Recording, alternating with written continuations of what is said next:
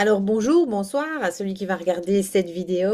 Avant tout, un petit disclaimer, à savoir, je fais donc cette vidéo critique concernant le Vedanta traditionnel, qu'on appelle aussi l'Advaita Vedanta, dans un seul but, un but pédagogique, remettre déjà ses lettres de noblesse au Vedanta et corriger les éventuelles erreurs que je trouve ci et là sur le web.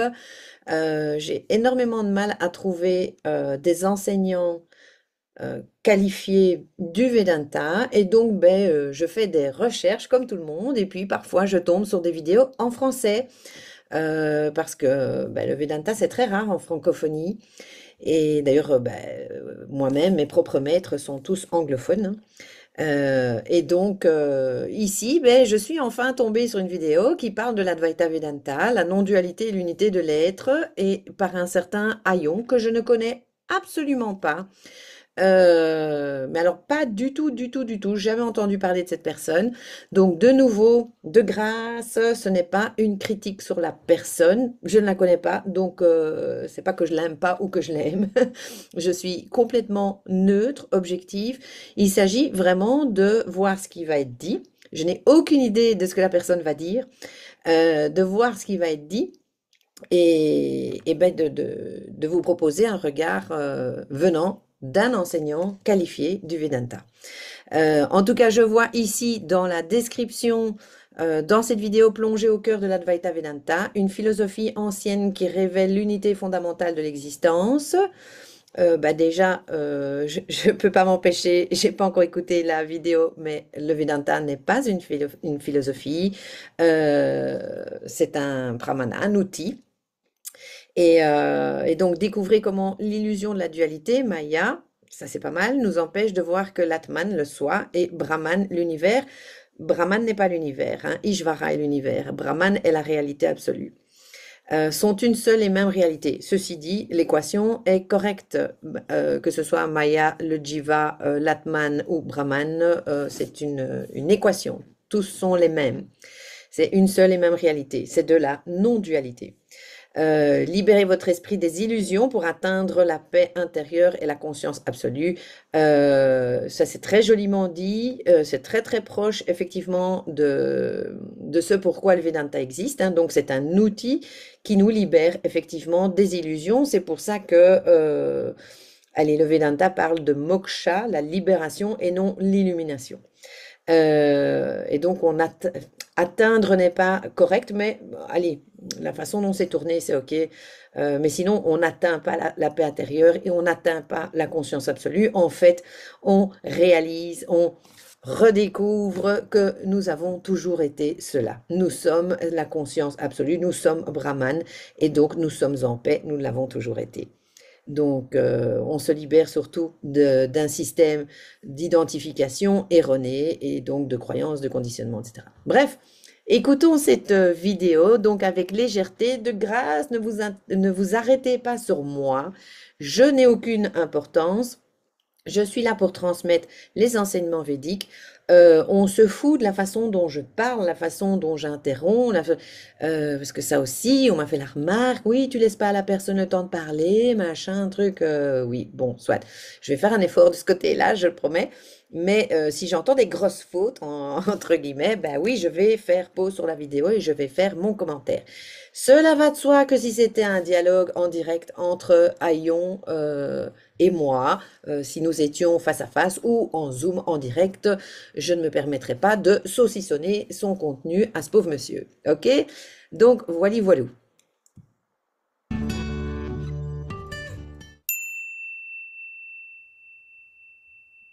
L'Advaita Vedanta est l'une des écoles les plus profondes et les plus influentes de la pensée philosophique indienne. Advaita signifie littéralement non de ou non-dualité, et Vedanta fait référence à la conclusion des Védas, les textes sacrés de l'hindouisme. Le cœur de l'Advaita Vedanta repose sur la conviction que l'univers entier ainsi que toutes les formes de vie et de conscience sont une seule et même réalité fondamentale. Alors, évidemment, j'ai accéléré un petit peu pour gagner du temps. Ça ne change en rien le message. Il vient de dire quelque chose d'important. Il vient de dire, je vais peut-être quand même ralentir parce que sinon, effectivement, ça va peut-être empêcher aux gens de s'approprier le contenu. Euh, Il vient de dire que le Vedanta est basé sur une conviction que le monde est comme ci, comme ça. En gros, non-duel. Attention, non, ce n'est pas une conviction, c'est la réalité qui est révélée. Le Vedanta est considéré comme la parole de Dieu, des textes révélés. C'est considéré comme la révélation de l'existence elle-même. Donc ce ne sont pas des convictions, c'est tout simplement une science qui nous explique ce qu'est la réalité, qui nous explique qui nous sommes, qui est aux commandes de ce monde, donc Dieu, et quel est cet univers en fait, Maya, qui a été mentionné dans la description. Euh, un petit peu comme un scientifique qui va te dire, ben voilà, la gravité c'est ça. Ben, le Vedanta, il t'explique c'est ça. Donc ce ne sont pas des convictions, ce sont plutôt des lois. Souvent identifié à Brahman, l'absolu ou l'ultime réalité. Ce paradigme bouleverse notre perception habituelle du monde où nous avons tendance à percevoir une dualité entre le moi et le non-moi. On n'a pas tendance à percevoir allez, une réalité entre le moi et le non-moi. On la vit très concrètement. C'est facile de comprendre intellectuellement la non-dualité. Nous sommes le tout, nous sommes tous un, etc., etc. Sauf que c'est pas du tout ce qu'on vit. On expérimente autre chose. Donc c'est important de dire que c'est pas juste une idée, c'est littéralement notre expérience première en tant qu'humain. Ou entre l'individu et l'univers. L'Advaita Vedanta, principalement articulé par le grand philosophe et saint indien Adi Shankaraya au 8e siècle, a eu une influence profonde sur la philosophie indienne et sur la spiritualité en général. Contrairement à d'autres courants de pensée qui voient la réalité comme fragmentée ou divisée, l'Advaita propose une vision radicale où toute apparence de séparation ou de division est considérée comme illusoire, un phénomène appelé Maya.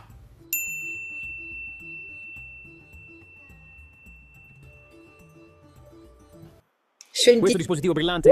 Je fais une petite pause. Oui, j'ai une publicité ici. J'ai une petite pause. Je fais une petite pause par rapport à ce qu'il a dit, très intéressant, par rapport à Shankara. Pourquoi Shankara a révolutionné en fait le Vedanta? Le Vedanta existait déjà depuis des milliers d'années avant Shankara du 8e siècle. Ce qui a changé avec Shankara, c'est que le Vedanta était réservé à une certaine caste, à certaines personnes privilégiées, j'ai envie de dire. Et puis, à l'époque de Shankara, les rois en Inde faisaient des espèces de joutes spirituelles et philosophiques et intellectuelles. En gros, ils prenaient des représentants de diverses religions, divers courants philosophiques, etc., et les faisaient se confronter. C'est pour ça que d'ailleurs le Vedanta, la critique comme je suis en train de le faire, la critique bien entendu constructive, pas juste pour le plaisir de démolir quelqu'un, allez, ça n'a rien à voir avec ça, fait partie de l'enseignement. C'est justement quand tu compares les choses entre elles, ben, que tu apprends aussi. Euh, pour apprendre ce que c'est une pomme, c'est toujours plus rapide de te montrer des poires, des légumes, des animaux, des machins, et de dire ça c'est un fruit, ça c'est une pomme, etc. Donc la comparaison est importante. Et Shankara, qu'est-ce qu'il a fait? Ce jeune homme, parce qu'il était très jeune, hein, mais c'était allez, quelqu'un dont l'esprit était très vif, c'était un génie spirituel, on va dire ça comme ça, parce qu'au-delà du fait qu'il était évidemment illuminé et qu'il avait intégré le Vedanta à un niveau allez, exceptionnel, euh, c'était aussi quelqu'un de foncièrement intelligent et qui avait une grande capacité de vulgarisation. Donc il était capable en fait ben, d'expliquer le Vedanta, de le traduire en mots simples pour que ce soit abordable pour le peuple et non plus uniquement pour cette petite caste privilégiée. Et donc ce qui s'est passé, c'est que Shankara s'est retrouvé très concrètement au milieu d'une joute organisée par ses rois. Et avec le Vedanta, allez, il a utilisé le Vedanta de manière extrêmement concrète en venant en venant en comparaison à toutes les philosophies et seul le Vedanta a tenu debout par rapport à toutes les philosophies, les religions, etc., le bouddhisme, etc., etc. Seul le Vedanta est resté debout. En gros, aujourd'hui, on dirait il a démoli tout le monde et le Vedanta a gagné. Et donc, pour parler vraiment de manière très simpliste.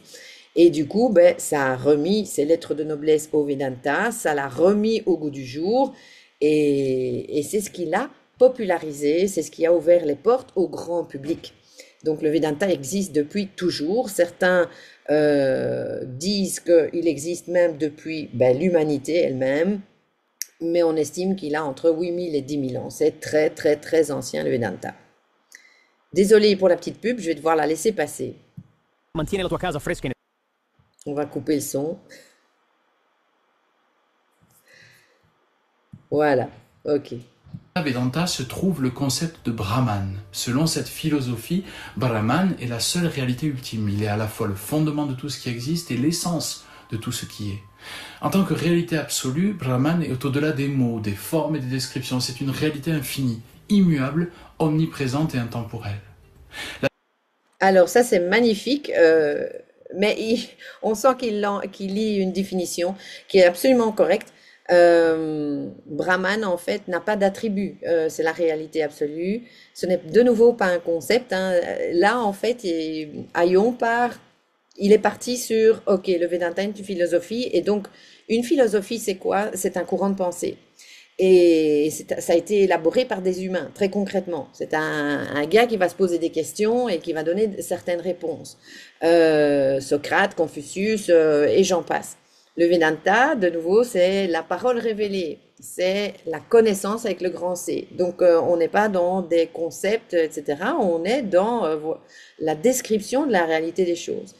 Et Brahman, effectivement, n'a aucun attribut. C'est la conscience, la connaissance. C'est l'existence elle-même.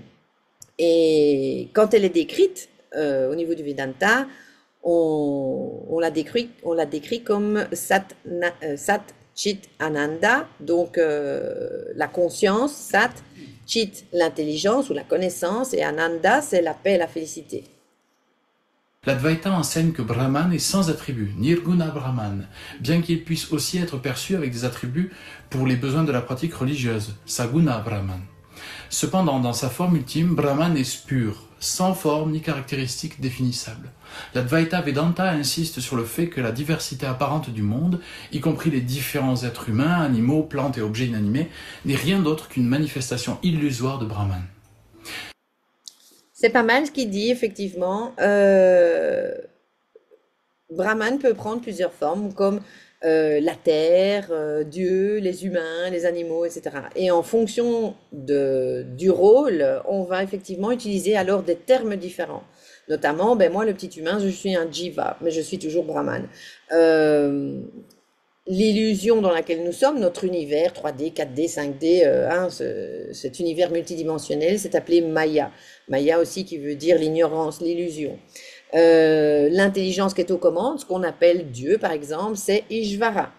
Dans les milieux religieux, on va parler par exemple de l'âme chez les cathos ou quoi, et ben ça c'est Atman ou Atma en fonction du contexte. Mais tout ça effectivement sont juste des formes que prend Brahman.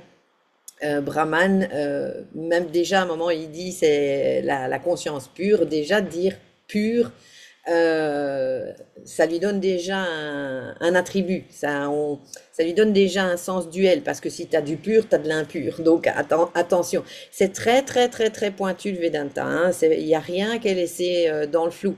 On pourrait dire plutôt que Brahman est une conscience tout à fait ordinaire, c'est ce que tu es à chaque instant. Mais sinon, ces définitions sont très belles. De nouveau, vues depuis un angle philosophique, parce que on ne dit pas, par exemple, on n'utilise pas tous ces termes, toutes ces formes dans le cadre religieux. Le Vedanta n'est pas une religion et n'est pas à utiliser dans le cadre d'une religion. C'est un outil, une méthode qui est là pour déconstruire ton système identitaire, pour remettre les choses à leur place, pour révéler la nature de ton existence. Et donc, du coup, il va utiliser les formes pour lesquelles tu te prends. Allez, ton seul problème, c'est que tu es ignorant de la réalité, tu ne sais pas qui tu es, tu te prends littéralement pour cet humain. Et donc, on va te parler à toi en tant qu'humain, c'est logique. On va t'appeler un jiva. Et on va te dire qu'il y a effectivement un dieu, un univers, Ishvara, qui est aux commandes, etc., etc. Mais ça n'a rien à voir. Tous ces termes sont utilisés non pas dans un cadre religieux, mais parce que on est obligé de prendre en compte l'expérience que tu es en train de faire en tant qu'humain. Et donc, on est obligé, le Vedanta est là pour faire sauter en fait tous ces paramètres-là, quoi. Ce concept est difficile à saisir pour l'esprit humain car nous avons tendance à comprendre le monde à travers nos perceptions sensorielles, limitées. Dans notre expérience quotidienne, nous voyons la multiplicité et la séparation. Je suis moi et le reste du monde est distinct de moi. Mais Advaita Vedanta propose que cette dualité apparente est une illusion, Maya. En réalité, il n'existe qu'une seule conscience, qu'une seule essence et tout le reste n'est que projection. Très joliment dit, effectivement. Et donc ici, on voit Atman et Brahman. Atman, comme je l'ai dit, c'est l'âme en fait, hein. En fait, Atman, c'est le moment où Brahman, donc la réalité absolue, a décidé de se diviser en petites unités. On va dire ça comme ça.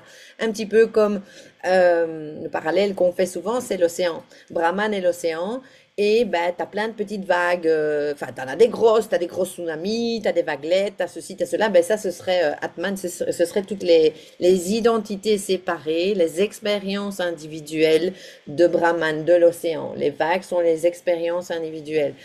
Cependant, la vague, elle a beau se prendre pour une vague qui fait sa life de vague, mais elle n'a jamais été séparée de l'océan et elle n'est absolument rien d'autre que l'océan. Et l'océan lui-même est littéralement intouché et complètement indépendant de la forme de la vague, de ce qui se passe à la vague, etc., etc. Atman et Brahman, une identité essentielle. Un autre aspect fondamental de l'Advaita Vedanta est l'enseignement selon lequel Atman, ou le soi individuel, est en vérité identique à Brahman. Atman est souvent compris comme l'âme individuelle ou la conscience interne d'une personne. Cependant, selon l'Advaita, Atman n'est pas différent de Brahman. L'illusion de la séparation entre Atman et Brahman est le fruit de l'ignorance, avidya. La célèbre phrase des Upanishads, Tadvamasi, tu es cela, résume cette idée d'unité entre Atman et Brahman. Le but ultime de la vie humaine, selon l'Advaita Vedanta, est de réaliser cette identité essentielle. Lorsque l'individu dépasse l'illusion de la séparation et comprend que son vrai moi, Atman, est Brahman, il atteint l'état de libération spirituelle, moksha. Cet état transcende la dualité. Ah, je fais un petit... Ah, zut, non, j'ai arrêté trop tôt. Zut, j'ai arrêté trop tôt. Je repars un petit peu en arrière. Désolé, désolé, désolé. Euh, ouais, ok. Spirituel, moksha. Cet état transcende la dualité du sujet et de l'objet, et le pratiquant réalise que tout ce qui existe est une seule et même réalité. Oui, moksha. Ça c'est très très très bien dit. Il n'existe qu'une seule et même réalité. Mais attention, je vais juste faire un attention parce que certaines personnes, tout ce qu'il a dit est absolument vrai, mais ça peut être par contre mal interprété si c'est pas expliqué. On pourrait croire que moksha, la libération, ce que les courants populaires New Age appellent l'illumination et que j'utilise moi-même à gogo à l'illumination parce que si je parle de libération, j'ai perdu tout le monde quoi. Et donc du coup, cette libération, c'est bien, ah, je suis libérée en fait de mon ignorance. Je sais enfin qui je suis. Et au-delà de je sais, je le vis, je l'ai intégré. Mais attention, ce que je disais, c'est qu'on pourrait croire qu'on rentre dans une espèce de transe ou dans un état transcendantal, etc. Non, absolument pas. Rien ne change. Tous les gens sur cette quête spirituelle d'illumination, donc de cette libération moksha, parce que d'office ils ont vécu des états modifiés de conscience, des samadhis, des kundalini et j'en passe, parfois tout ou parfois juste une ou deux, pensent que c'est ça la finalité. Cette bascule d'identité qu'est moksha, cette révélation de ce qui a toujours été là, est l'événement le plus non événementiel qui soit. Il ne se passe absolument rien. Parce que justement, si vous comprenez ce qu'est la non-dualité, à savoir, comme il l'a très très bien dit, tout est Brahman, que ce soit la vague qui ait pris une forme d'animal, une forme de planète, une forme même de Dieu ou une forme de petit humain, tout est Brahman. Ça veut dire quoi? Ça veut dire que j'ai toujours été, je suis et je serai toujours cette conscience ordinaire, hors du temps, hors de l'espace, complète et entière, jamais née, qu'est Brahman. Et donc, ben, je n'ai absolument pas besoin de vivre une expérience transcendantale pour être autre chose que Brahman. La vague, c'est pas parce qu'elle a une forme tout d'un coup de tsunami qu'elle réalise ou qu'elle est plus l'océan que la petite vaguelette. Donc, que je sois dans un état modifié de conscience ou que je sois en train de râler contre le mec qui vient de me faire une queue de poisson en bagnole, je suis toujours Brahman. Et ça, c'est important de le préciser parce que c'est là où il y a beaucoup d'erreurs en spiritualité.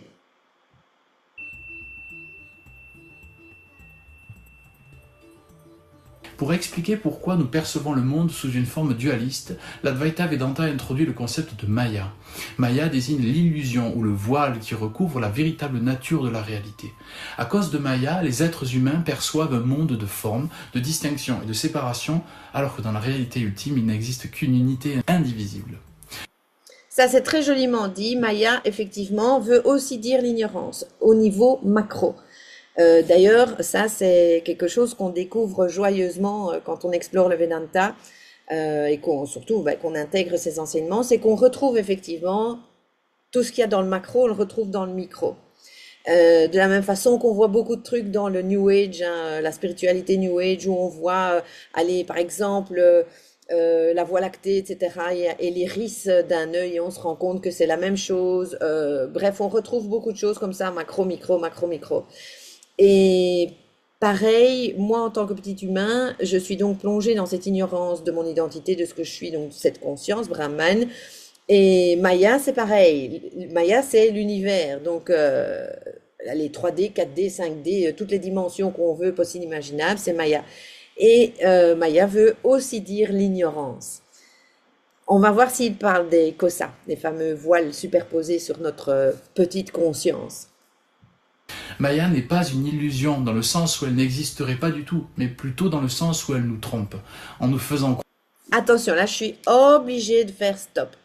Parce que ça, c'est une erreur très courante chez les néo-Advaita.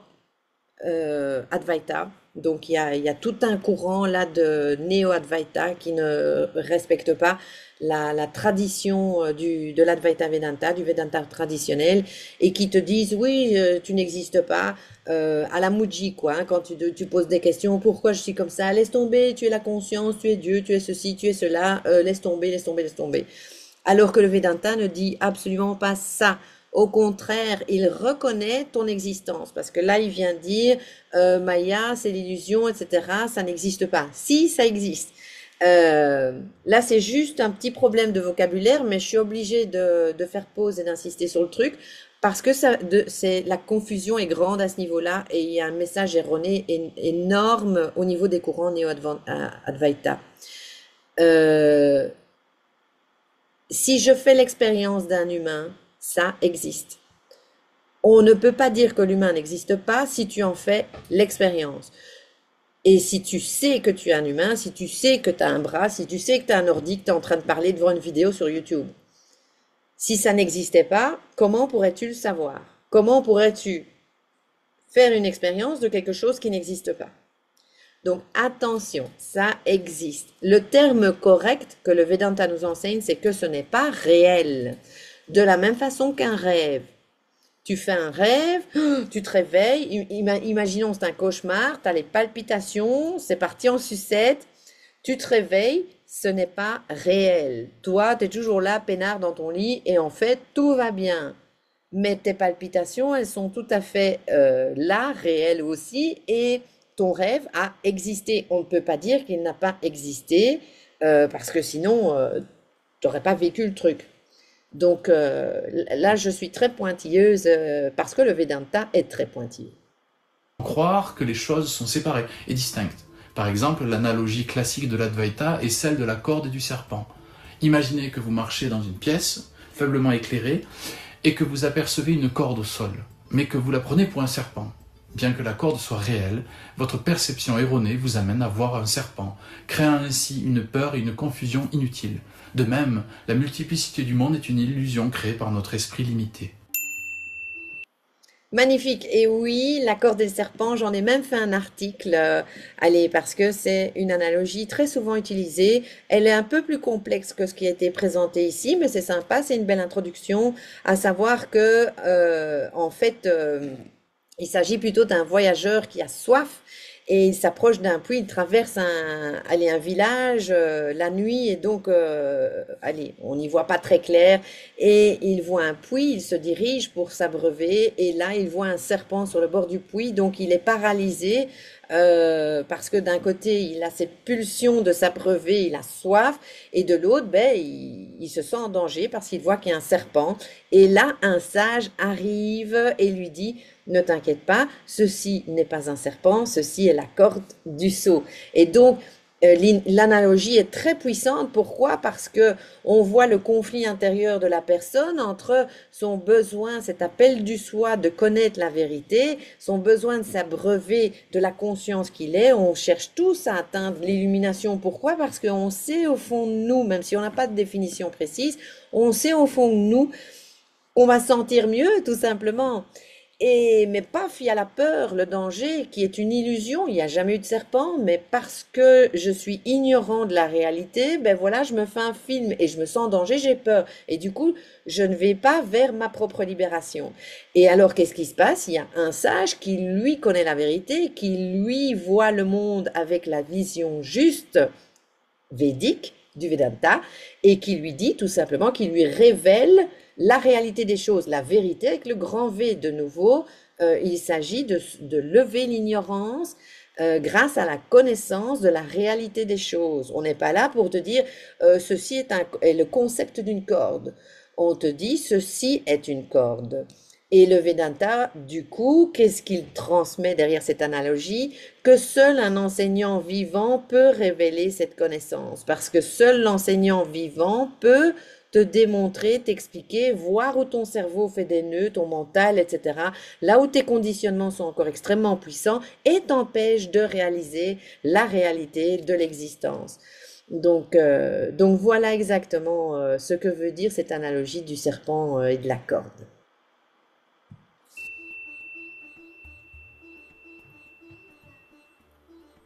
L'ignorance, avidya, est la racine de cette illusion de dualité. Tant que nous restons dans un état d'ignorance, nous croyons être des entités séparées et distinctes du reste du monde. Cette ignorance nous maintient dans le cycle des renaissances, samsara, une existence marquée par la souffrance, le désir et l'attachement. Le but de la pratique spirituelle dans l'Advaita Vedanta est de dissiper cette ignorance par la connaissance directe, jnana. Alors, je rebondis sur un truc. Il a parlé de samsara. Samsara, c'est quoi? C'est le cycle des incarnations. C'est le piège, en fait, que provoque Maya. Parce que, justement, comme nous ne savons pas qui nous sommes bourrés de conditionnements, de principes, de jugements, de karma. Et donc, on vient s'incarner encore et encore et encore. Et moksha, la libération, te libère aussi de samsara. Ça fait sauter ton karma et tes réincarnations, en gros. Connaissance n'est pas intellectuelle mais intuitive et transformative. Elle consiste à réaliser au plus profond de soi-même que l'Atman est Brahman et que la dualité apparente n'est qu'une illusion. Lorsque cette réalisation se produit, l'individu atteint la libération, moksha, un état d'unité absolue avec la réalité ultime. Non. Bon, de nouveau, on va encore dire que je suis brutale et que je juge le pauvre gars. Non, non. On n'est pas du tout en mode ah, je suis unie à tout, à machin, truc. Ce qui se passe concrètement, c'est que nous avons intégré effectivement que tout est Brahman.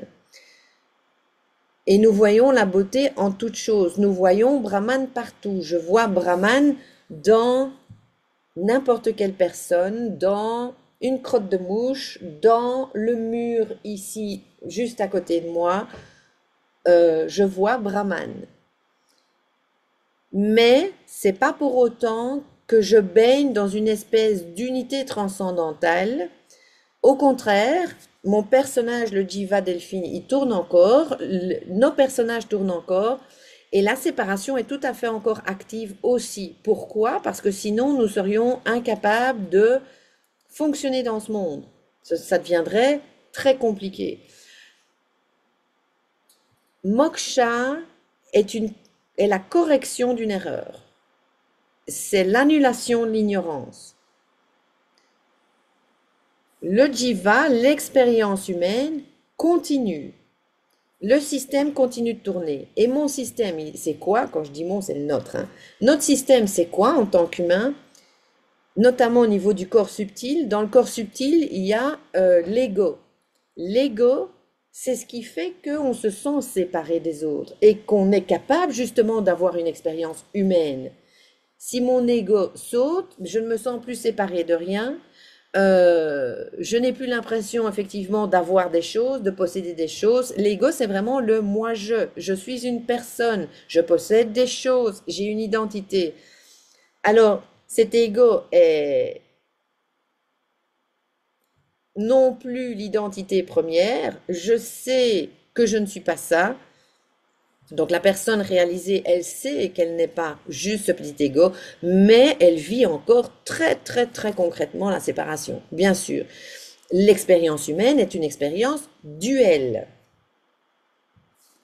La libération dans l'Advaita Vedanta n'est pas quelque chose qui se produit après la mort ou dans une autre dimension, mais elle peut être réalisée ici et maintenant, dans cette vie même.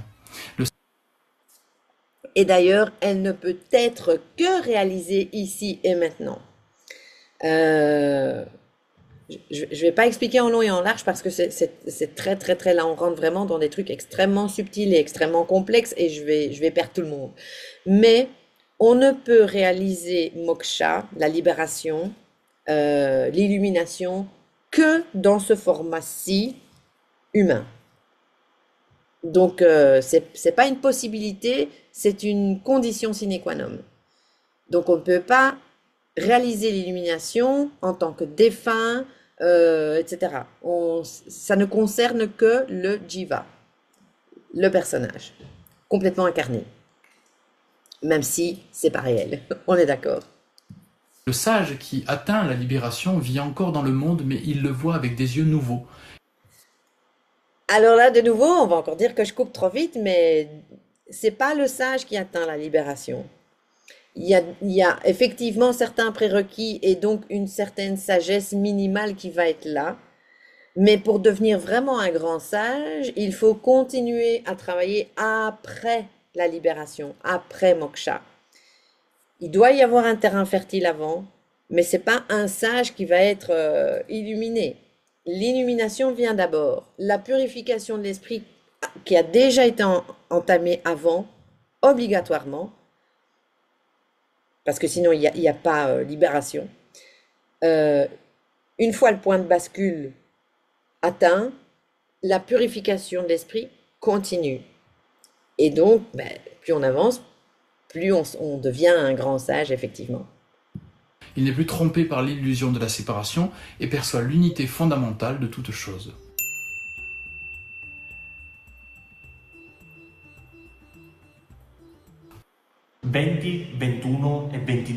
Désolé de nouveau pour la pub.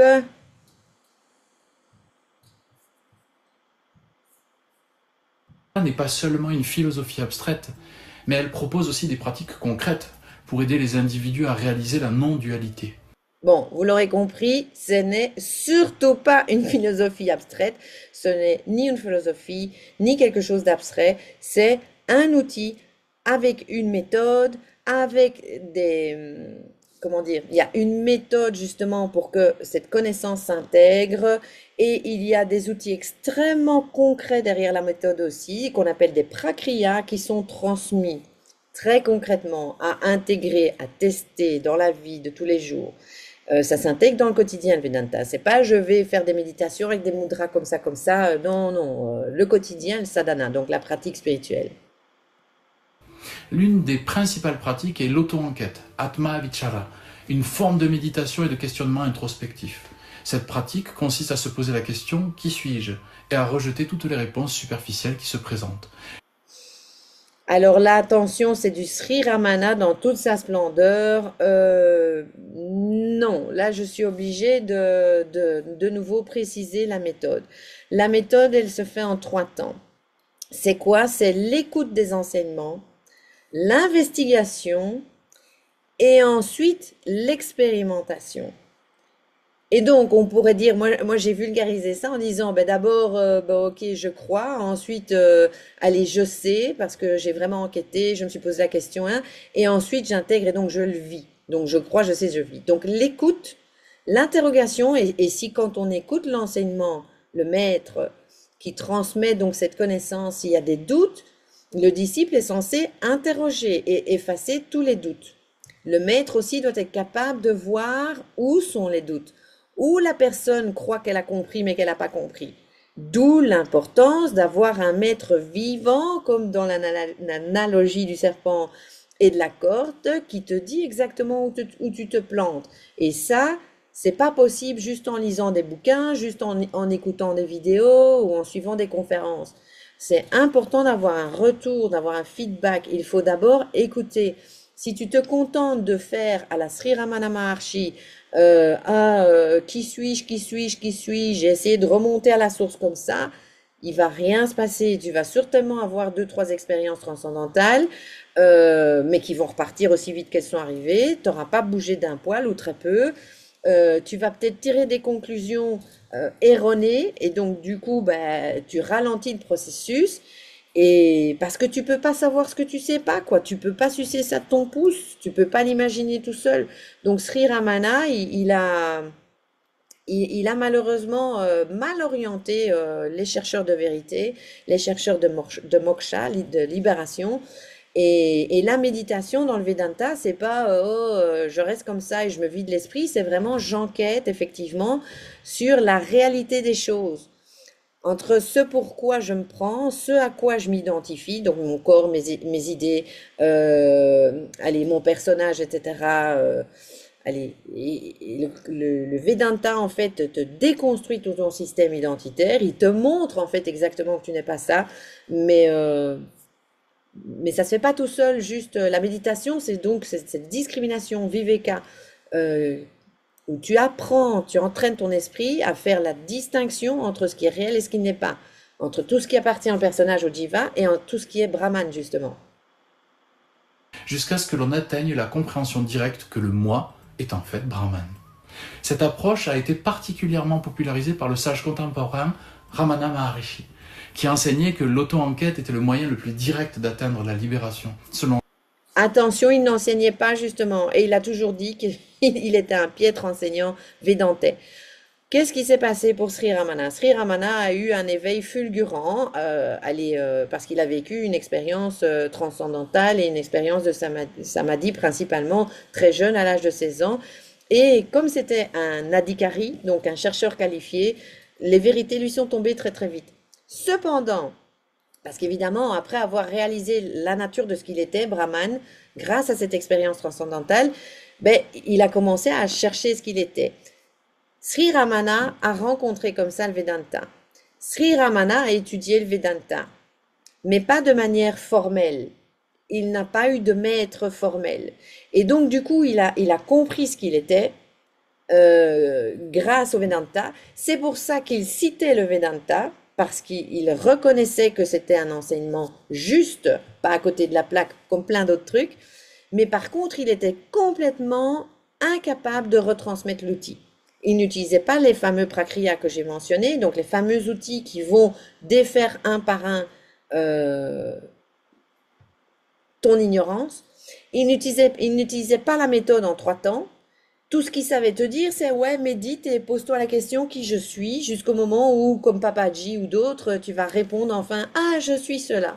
Non, non.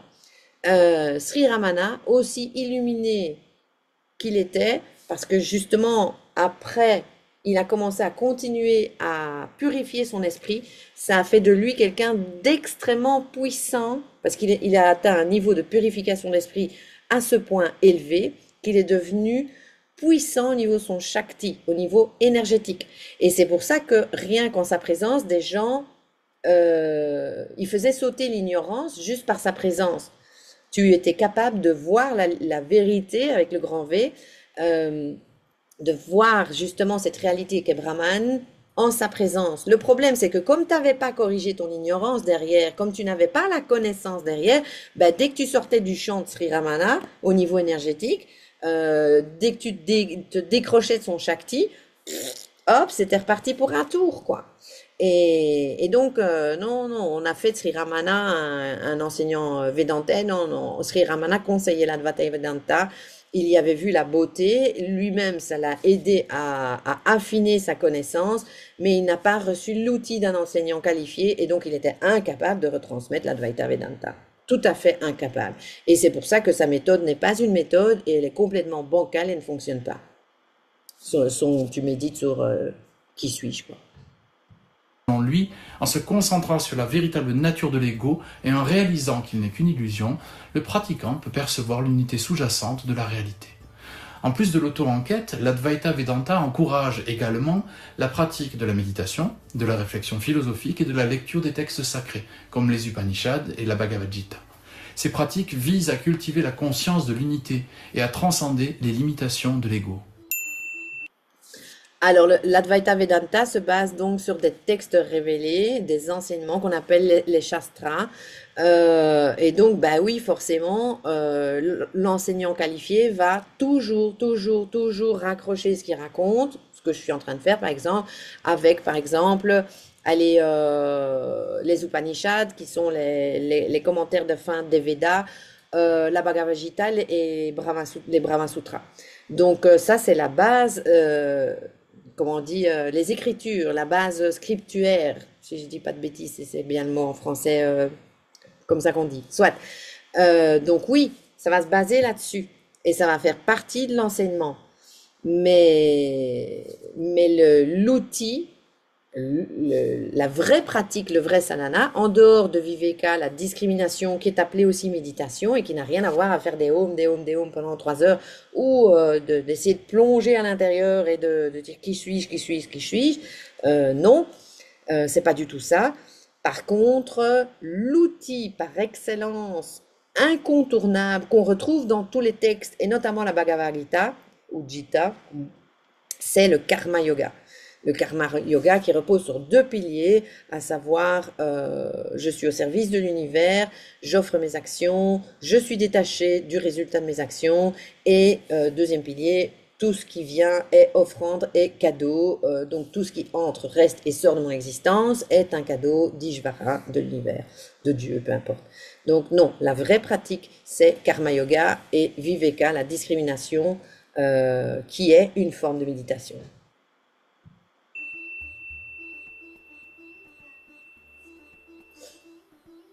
L'Advaita Vedanta se distingue de nombreuses autres écoles philosophiques par sa vision radicale de la non-dualité. Par exemple, le Vishishtadvaita, une autre école du Vedanta représentée par le philosophe Ramanuja, enseigne une forme de non-dualité qualifiée où l'individu reste distinct de Dieu, bien que profondément uni à lui. Cette école met l'accent sur la dévotion bhakti et la relation personnelle avec un Dieu aimant, plutôt que sur l'identité absolue entre Atman et Brahman. D'autres écoles Oui, là, effectivement, hein, il y a ça, il y a le néo-advaita aussi, le néo-advaita, genre Muji et compagnie, qui te disent que tu n'as absolument rien à faire. Bah, si, il y a un peu de travail. Donc, oui, ça, il est en train de parler des dérives, en fait, de l'Advaita Vedanta. Et j'ai noté, à force d'analyser, d'enquêter, etc., que ces dérives, c'est toujours des versions de fainéants. Où il n'y a pas trop à s'interroger, où il n'y a rien à faire, où il n'y a rien à étudier, on balance tout ce qui est scriptuaire, donc tous les textes, etc., on s'en fout, ou alors, oui, t'as rien à faire, c'est déjà fait. Oui, c'est vrai, je suis déjà brahman, mais c'est pas ce que j'expérimente, donc j'ai quand même quelque chose à faire, hein, donc, allez, donc c'est ça, en fait, toutes ces autres écoles. Ce sont des dérives, en fait. écoles comme le Dvaita Vedanta de Madhva défendent une vision dualiste du monde où l'âme et Dieu sont vus comme éternellement distincts. Selon le Dvaita, l'âme est subordonnée à Dieu et ne peut jamais atteindre l'unité avec lui. Sur le plan international, l'Advaita Vedanta a influencé de nombreuses traditions spirituelles, y compris certains aspects du bouddhisme Mahayana. Attention, comme je le disais, le Vedanta, qui repose sur les Védas, euh, qui sont considérés comme allez, donc, la parole de Dieu elle-même, en fait. Il faut savoir que quasiment tous les courants spirituels, surtout du bassin indien, dérivent d'une manière ou d'une autre du Vedanta, en fait, enfin des Védas, quoi. C'est l'origine, et après ça prend plein de formes. Et c'est pour ça qu'on retrouve du Vedanta dans le bouddhisme, allez, dans plein d'autres trucs, en fait, même dans les versions mystiques des religions, etc. Tu vas retrouver le Vedanta, c'est sûr, parce que c'est la vérité avec le grand V. De nouveau, il s'agit de connaissances, pas de vérité humaine et de débat philosophique, euh, parce que c'est censé être la source en fait. Notamment le concept de la vacuité, shunyata, qui nie l'existence d'une réalité indépendante. De plus, la non-dualité de l'Advaita a résonné avec des courants mystiques occidentaux, comme la philosophie de Spinoza, qui considérait Dieu comme l'unique substance de l'univers, ou certaines branches du néoplatonisme.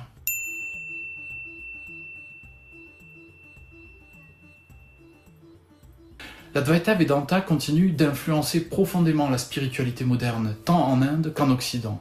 Des figures comme Swami Vivekananda, au tournant du XXe siècle, ont joué un rôle majeur dans la diffusion de cette philosophie en dehors de l'Inde, en présentant l'Advaita comme une spiritualité universelle, au-delà des barrières culturelles et religieuses.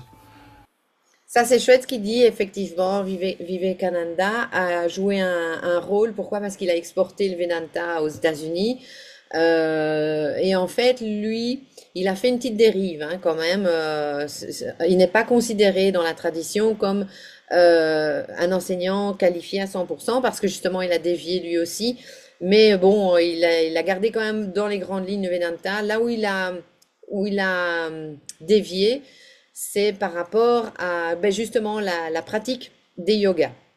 Comme je le disais juste avant, le karma yoga est la seule pratique reconnue pour préparer en fait le jiva. C'est ce qui va en fait l'aider à purifier l'esprit et donc à le qualifier pour moksha, la libération, l'illumination. Et, et évidemment, au-dessus de karma yoga, il y a yana yoga qui est le yoga de la connaissance, qui est le Vedanta. Ce qu'a fait Vivekananda, c'est qu'il a dit non, mais en fait, pour ceux qui sont plus ces chercheurs spirituels qui sont à fond dans l'énergie, à fond en mode bisounours, nous sommes tous un, on s'aime, machin, truc, parce qu'il y a des gens, voilà, qui ont besoin de ça, ben ils vont pratiquer plutôt le bhakti yoga, le yoga de la dévotion que Ayon ici a mentionné. Euh, Enfin bref, je vais pas m'étendre plus que ça. Ceux qui vont être plus cérébraux comme moi, quelqu'un qui est très réfléchi, très terre à terre, qui aime les choses structurées, la logique et ça, ils vont pratiquer le yana yoga, donc le yoga de la connaissance. Pour ceux qui sont plus rajasiques, qui sont dans l'action, le faire, machin, ils vont faire le karma yoga. Non. C'est là où Vivekananda s'est complètement planté. Il a séparé les yogas par rapport au type de personnes chez les chercheurs spirituels. Alors que c'est pas ça du tout, en fait. C'est pas ça du tout. Aujourd'hui, l'Advaita est souvent adopté par ceux qui recherchent une approche plus directe et universelle de la spiritualité, sans les rituels complexes ou les dogmes institutionnels. De nombreux enseignants contemporains, comme Eckhart Tolle ou Mooji, incorporent des éléments de l'Advaita dans leurs enseignements, mettant l'accent sur la présence, la conscience pure et la réalisation de l'unité fondamentale de l'être. J'aime bien le fait qu'il mentionne Eckhart Tolle, etc. Parce que c'est justement, allez, j'ai dézingué pas mal d'enseignants comme Eckhart Tolle, Mooji, Sadhguru et Sri Ramana, justement en démontrant que ce n'étaient pas des enseignants pour l'illumination. Pourquoi? Parce que ils ont pris tellement de détours que, bah, au final, ils ne transmettent pas de connaissances directes. Et oui, l'Advaita Vedanta, merci, effectivement, c'est considéré dans la tradition comme la voie directe. C'est le TGV de l'illumination par rapport à d'autres voies. Ben oui, forcément, elle va directement au cœur du problème, à savoir ton ignorance. Tandis que les autres, ça prend des détours, des détours, des détours, et on perd parfois un certain temps.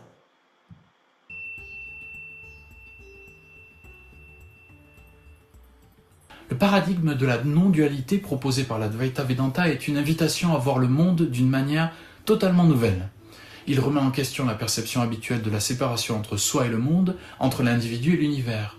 En nous encourageant à dépasser les illusions créées par notre esprit limité, l'Advaita ouvre la voie à une compréhension plus profonde de la réalité, où tout est interconnecté et où la multiplicité apparente est une manifestation d'une seule et même essence. Elle ne nous encourage pas dans le sens où il nous bombarde plutôt de vérité et surtout il nous dit ne me crois pas sur parole, vérifie par toi-même. C'est d'ailleurs le problème que j'ai hein, quand je fais des vidéos de ce genre-là, c'est pour qui elle se prend cette nana en train de contredire le pauvre gars là machin. Hein. Arrête de t'en tenir à la forme. Écoute ce que je dis, analyse ce que je dis, réfléchis au truc et vois si ça tient debout, vois si ça tient la route. Euh, donc c'est ça ce que le Vedanta nous fait en fait. Il nous expose à la vérité et il te demande d'aller enquêter. Et il n'y a que comme ça que tu vas l'intégrer en fait. C'est pas juste en écoutant, ça doit être déjà une écoute active. On écoute le maître, il y a un respect vis-à-vis du maître parce que il connaît, il sait et il est en train de te dire des vérités. Et donc d'abord, il faut l'écouter activement. Ensuite, il faut s'interroger, est-ce que j'ai bien compris le truc? Est-ce que ça fait sens ce qu'il est en train de dire? Et ensuite, on teste dans la réalité. Et là, bam, ça s'intègre. Réalisé à travers la pratique de la méditation, de l'auto-enquête et de la réflexion philosophique, ce paradigme nous guide vers un état de libération intérieure où la souffrance causée par l'illusion de la dualité est transcendée. Dans cet état, l'individu ne voit plus comme séparé des autres ou du monde, mais comme une partie intégrante et inséparable du tout. C'est la réalisation ultime de l'Advaita Vedanta, Tat Vam Asi. Tu es cela. Merci. Alors, très belle conclusion. Très belle conclusion. J'arrête le partage, je reviens. Voilà. Ce qu'on peut dire d'Ayon, ben, c'est qu'il a fait un exposé un peu scolaire finalement du Vedanta qui était super riche, super intéressant, très bien résumé, très bien structuré. Mais voilà, il l'a abordé comme un curieux qui compare des choses entre elles. Et donc c'était une très belle entrée en matière, pardon. Mais évidemment, on voit que il a abordé ça de manière, comment dire, scolaire. Il n'a pas reçu l'enseignement de l'Advaita Vedanta et donc bah, du coup c'est ça qu'il lui manque des notions, c'est ok, mais donc voilà. Merci à ce monsieur en tout cas parce que il s'est quasiment pas trompé, juste bon, des finesses mais importantes pour éviter la confusion dans les esprits. Mais donc voilà. Merci. Et si vous avez des questions, n'hésitez pas dans les commentaires. Je réponds toujours avec grand plaisir.